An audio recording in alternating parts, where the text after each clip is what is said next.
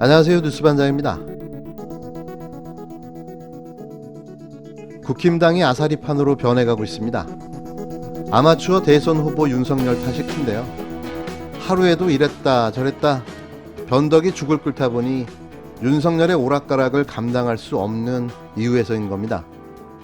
아무것도 정해진 것도 없으며 정해질 리가 만무한데요. 당군 일에 이런 경우가 있나 싶습니다. 아무리 털릴 게 많아도 언제까지 간만 볼 것인지 측근에 전언을 전하며 흡사 박근혜의 신비주의 정치와 유사한 행보를 계속 이어가고 있는데요. 역대급 모든 관행과 상식을 다 깨고 있습니다.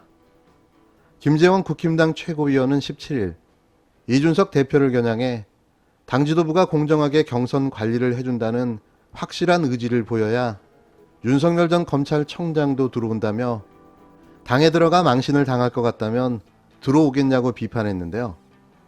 김 최고위원은 이날 오후 JTBC 썰전 라이브에 출연해 윤 전 청장이 입당하지 않으면 야당 단일 후보를 만드는 것도 어려워지고 대선을 망치는 길이 된다.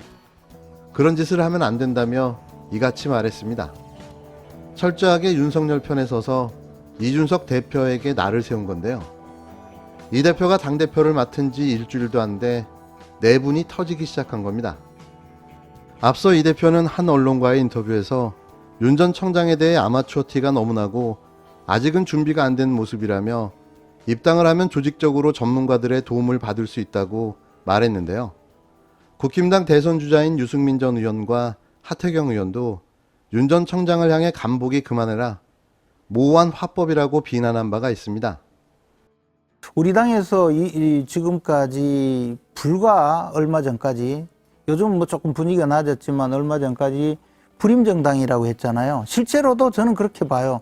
현재 우리 당의 당적을 갖고 있는 분들이 대선 출마를 뭐 공언하고 있고 대선 주자라고 하지만 그분들의 지지율이 보여주는 것은 국민들의 신뢰를 전혀 받지 못하고 있다는 거거든요.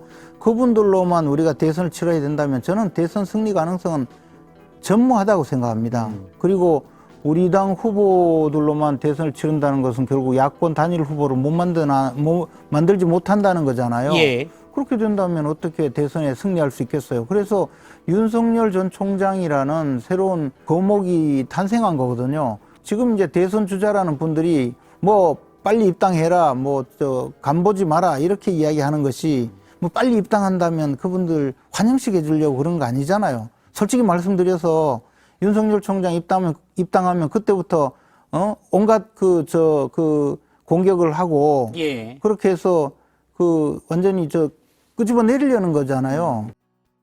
이에 김 최고위원은 우리 당 대선 주자들이 윤석열 전 검찰청장을 사실상 공격하는 기조와 거의 비슷하게 이야기하는 것은 문제라며 윤 전 청장에 대해 고맙고 보호해야 할 사람이라는 태도를 취해야 하는데 당 지도부가 도리어 들어오기만 해봐라는 식으로 가는 건 극히 잘못됐다고 지적했는데요. 이어 현재 당적을 가진 분들이 대선 출마를 운운하고 대선 주자라지만 지지율만 보면 국민의 신뢰를 받지 못하고 있다며 그분들로만 대선을 치르면 대선 승리 가능성은 전무하다고 꼬집었습니다.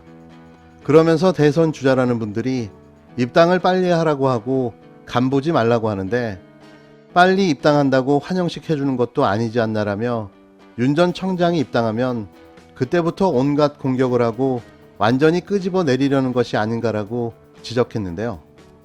김 전 최고위원은 또 이 전 대표에 대해 정면 돌파에 대한 자신감이 있어 좋은데 걱정스러운 부분도 있다며 대구 경북에서 탄핵이 잘못됐다고 생각하는 사람들이 많은데 그렇게 탄핵이 정당하다고 하면 당원들 입장에서는 오만하다고 생각할 것이라고 주장했습니다.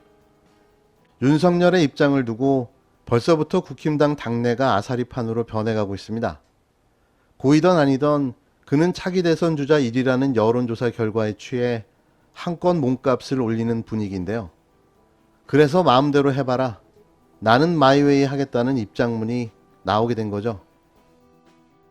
윤석열 전 검찰청장 측이 18일 국힘당 입당은 당연하다며 7월 중 입당 선언을 사실상 예고했다가 다시 민심 투어 이후 판단할 문제라고 한 발짝 물러서 적지 않은 혼선을 빚었습니다.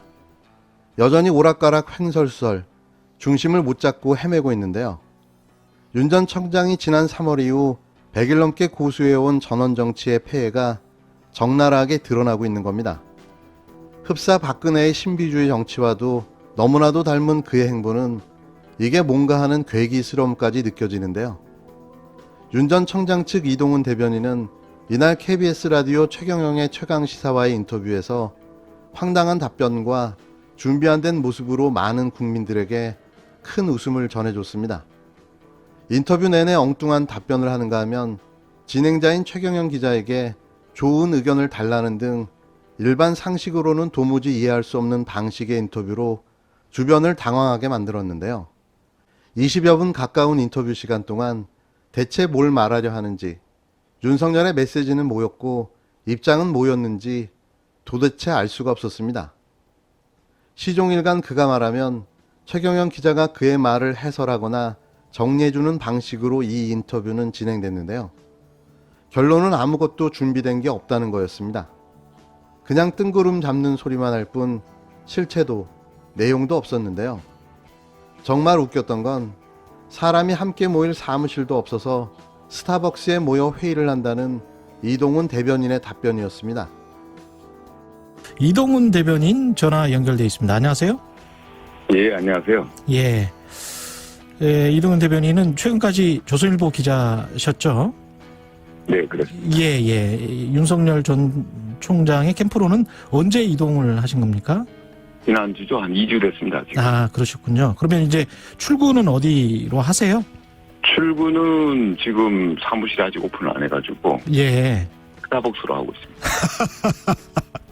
지금 총장이 이제 정치 참여 선언을 하지 않습니까? 예. 말씀하셨다시피 6월 말 7월 초. 음. 날짜는 아마 27일 검토했는데 예. 그날이 이제 일요일입니다. 그래서 실무적인 문제가 있다 보니까 사정이 이점이 좀 늦춰지고 있어요. 예. 그 다른 사항들은 다 준비가 되고 있는데 예. 날짜는 대충 그 언저리가 아닐까 싶습니다. 그 지금의 대한민국에 대해서 진단을 하고 예. 국민들에게 내가 왜 정치를 하는지 예. 어떤 대한민국을 만들 것인지 예. 등이 아마 그 내용이 포함이 될 겁니다. 정치에 나서는 선언, 대권 도전 선언이라고 보시면 될 것 같습니다. 민심 투어하면 국민이 짜증낼 거다라고 하는데 국민이 최대한 짜증내지 않도록 그렇게 하는 민심 투어가 되도록 하겠습니다. 결국 정치란 게 국민에 대한 서비스라고 생각을 하고요. 예. 그런 창의적 행보를 통해 가지고 어떻게 보면 뭐 보여주기 정치라는 것도 필요하죠. 어떤 측면에서 보면 윤 총장은 이제부터는 직접 나서서 아마 말을 할 겁니다. 전원 정치 자꾸 비판하시는데. 그는 텐트를 치려면 중심축을 어디에 박느냐가 중요한데 국힘당에 박아야 한다고 말하는 분이 많다며 제3지대와 국민의당을 말하는 사람도 있지만 윤 전 청장은 보수의 중심인 국힘당이 중심이 돼야 한다고 생각한다고 말했습니다. 이 대변인은 국힘당 입당을 당연한 것으로 받아들여도 되느냐는 질문에도 그렇게 받아들여도 된다고 재차 못을 박았는데요. 그간 측근 인사로부터 윤 전 청장의 입당이 머지않았다는 언급이 나오긴 했지만 윤 전 청장 측이 공식적 경로를 통해 입당 의사를 밝힌 것은 이번이 처음이었습니다. 이 대변인은 윤 전 청장의 대권 도전 선언에 대해서는 날짜는 27일로 보고 있는데 일요일이다. 그래서 실무적인 문제가 있다 보니 일정이 늦어지고 있지만 날짜는 그 언저리가 아닐까 싶다고 밝혔는데요. 그러나 이 대변인이 라디오에서 발언한 직후 윤 전 청장은 이 대변인을 통해 기자단에게 입당 여부는 민심 투어 이후 판단할 문제라는 입장을 따로 전달했는데요. 지들끼리도 소통이 안 되는 거죠. 스타벅스에 모여서 소통이 되겠습니까? 윤 전 청장은 물령망동 전중여산이라는 한자 성어까지 인용하며 국힘당 입당 문제는 경고망동하지 않고 태산처럼 신중하게 행동할 것이라고 덧붙였는데요. 이에 대해 윤 전 청장이 직접 나서지 않고 측근 또는 대변인을 통해 일방적으로 메시지를 내는 전원정치의 부작용이라는 비판이 나오고 있습니다. 측근들이 윤 전 청장 의사를 전달하면서 상반되는 내용이 동시에 기사화되는 등 혼란이 빚어졌고 정치 지도자를 준비하면서 정작 국민과 소통하지 않는다는 불통 논란이 일었는데요. 그래서 제가 남자 박근혜라고 말하는 겁니다. 신비주의, 불통정치, 박근혜가 보여왔던 모습 그대로인데요. 이명박 때가 가장 쿨했다는 그가 왜 박근혜의 정치를 따라하고 있는 걸까요? 저는 그것이 궁금합니다.